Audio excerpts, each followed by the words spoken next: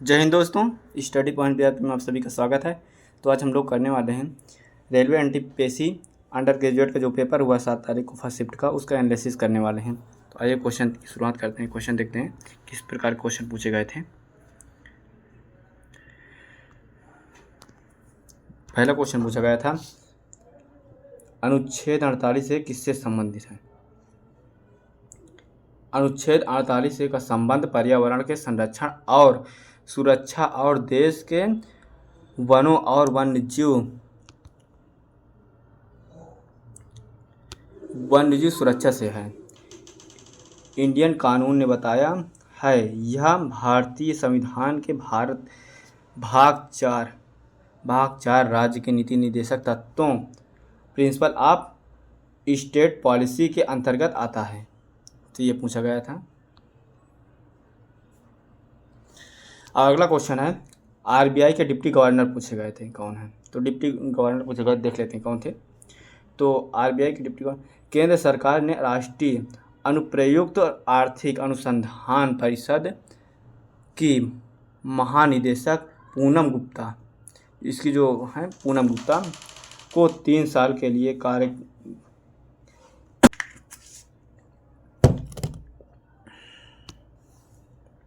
तो यह केंद्र सरकार के राष्ट्रीय अनुप्रयुक्त आर्थिक अनुसंधान परिषद के महानिदेशक पूनम गुप्ता, जो आरबीआई की डिप्टी गवर्नर पूनम गुप्ता हैं, को 3 साल के लिए कार्यकाल के लिए भारतीय रिजर्व बैंक की डिप्टी गवर्नर नियुक्त किया गया है।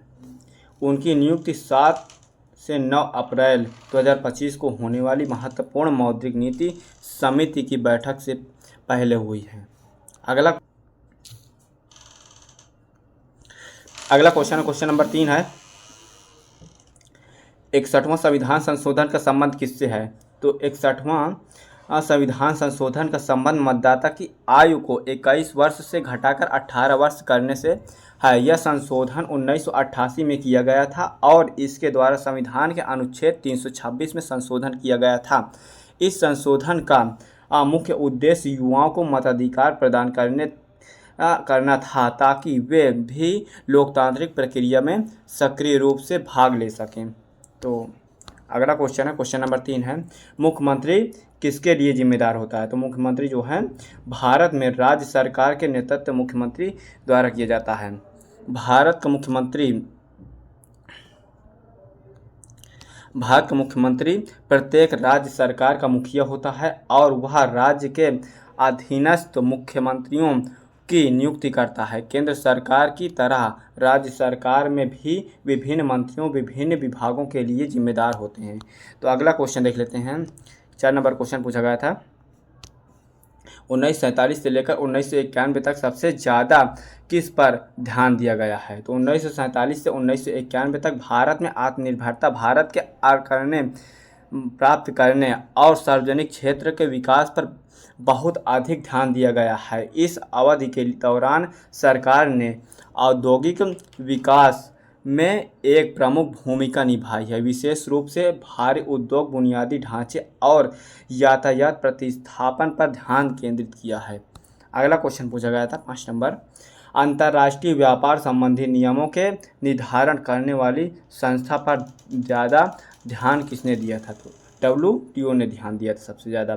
तो अंतर्राष्ट्रीय व्यापार संबंधित नियमों को निर्धारण करने वाली मुख्य संस्था विश्व व्यापार संगठन यानी WTO यानी विश्व ट्रेड ऑर्गेनाइजेशन, जिस पर सबसे ज़्यादा ध्यान दिया गया था। WTO की स्थापना 1995 में गैट यानी general agreement on tariff and trade की जगह पर स्थापित हुई थी और यह अंतर्राष्ट्रीय व्यापार के नियमों की देख रेख करने वाला एकमात्र अंतर्राष्ट्रीय एजेंसी है। फैक्ट है, WTO का मुख्यालय देशों के बीच व्यापार को सुगम बनाना और वैश्विक व्यापार के नियमों को लागू करना है।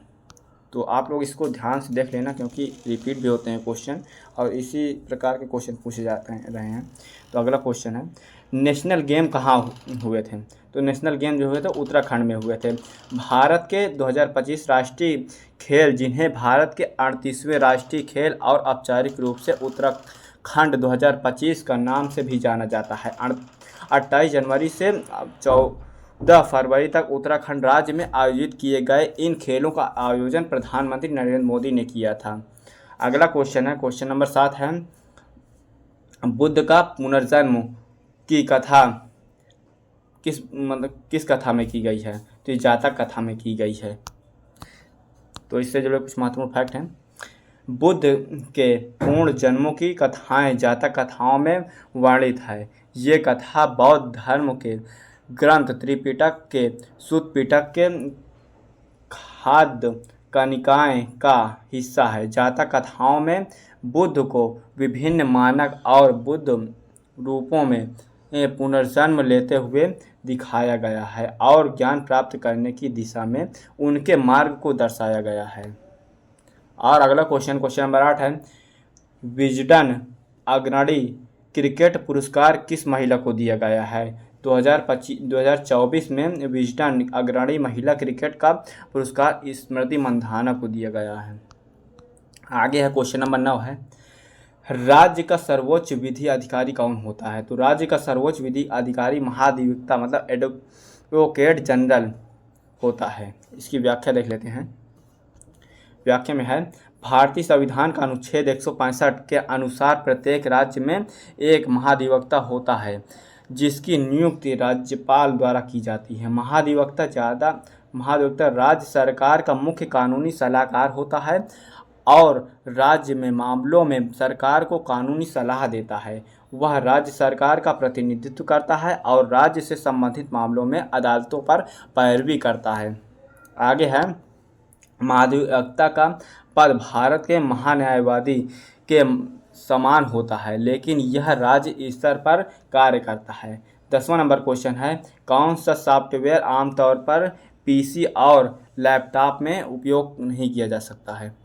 तो ये कौन सा नहीं किया जा सकता? आमतौर पर पीसी और लैपटॉप में कुछ प्रकार के सॉफ्टवेयर का उपयोग नहीं किया जा सकता है, जैसे कि मैलवेयर, जैसे वायरस, ट्रोजन और स्पाईवेयर और कुछ विशिष्ट सिस्टम सॉफ्टवेयर जो विशेष हार्डवेयर या उपयोग के लिए डिज़ाइन किए जाते हैं।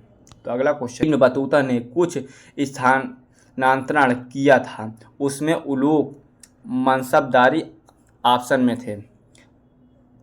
इब्न बतूता ने अपने जीवन में कई स्थानों की यात्रा की थी और वह एक प्रसिद्ध मोरक्कन मुस्लिम यात्री, विद्वान और लेखक था। उसका जन्म 1304 ईस्वी में तंजानिया मोरक्को में हुआ था और उसने लगभग 30 वर्ष तक यात्रा की थी। उसने जिन प्रमुख स्थानों की यात्रा की तो वो निम्नलिखित हैं। आइए देख लेते हैं किन किन जगहों की यात्रा की थी।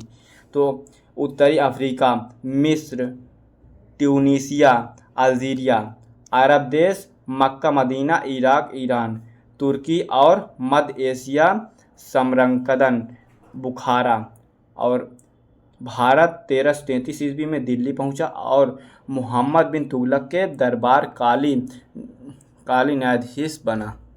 अगला क्वेश्चन है, क्वेश्चन नंबर 12 है, दिल्ली के सीएम कौन है? तो दिल्ली के सीएम जो है वो रेखा गुप्ता हैं। अगला क्वेश्चन है, क्वेश्चन नंबर 13 है, WTO का मुख्यालय कहाँ है? तो WTO का मुख्यालय जेनेवा स्विट्जरलैंड में है। तो WTO का पूरा नाम होता है वर्ल्ड ट्रेड ऑर्गेनाइजेशन होता है। इसकी स्थापना हुई थी 1995 में हुई थी। और आगे देख लेते हैं, क्वेश्चन नंबर 15 पूछा गया था,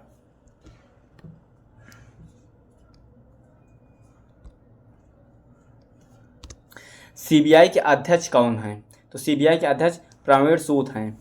तो अगला क्वेश्चन है,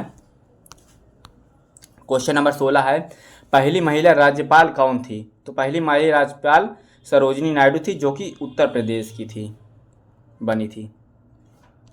अगला है 17 नंबर क्वेश्चन, झेलम नदी का उद्गम कहाँ से है? तो झेलम नदी का उद्गम जम्मू कश्मीर के पीर पंजाल से है। अगला क्वेश्चन है, क्वेश्चन नंबर 19 है, WPL का विजेता कौन है? तो जो 2025 में हुआ WPL मतलब वर्ल्ड प्रीमियर लीग हुआ था, उसका विजेता पूछा है। तो उसका विजेता है मुंबई इंडियंस है, मतलब MI है, मुंबई इंडियंस हुआ था। तो 2025 का WPL मुंबई इंडियंस ने दिल्ली कैपिटल्स को हराकर फाइनल मैच जीता था। तो दोस्तों आज के लिए इतना ही, क्योंकि इतने ही क्वेश्चन मिल पाए हैं। तो यदि हमारे चैनल पर नए हैं तो सब्सक्राइब करिए हमारे चैनल को और अपने दोस्तों तक शेयर करिए, क्योंकि इसी से क्वेश्चन पूछे जा रहे हैं। तो हम लोग मिलते हैं अगली वाली शिफ्ट में। तो जब तक के लिए जय।